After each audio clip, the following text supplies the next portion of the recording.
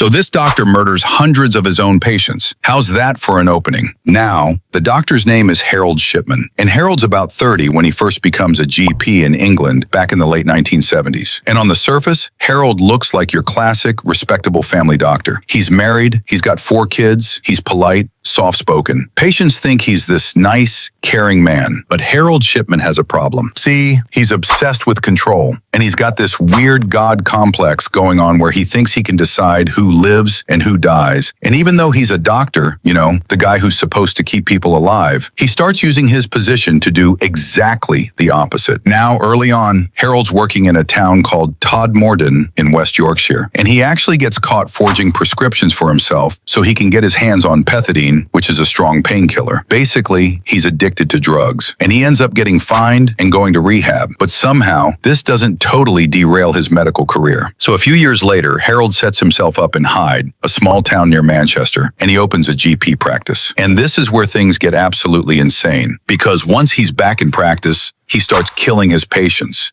And how he does it is terrifyingly simple.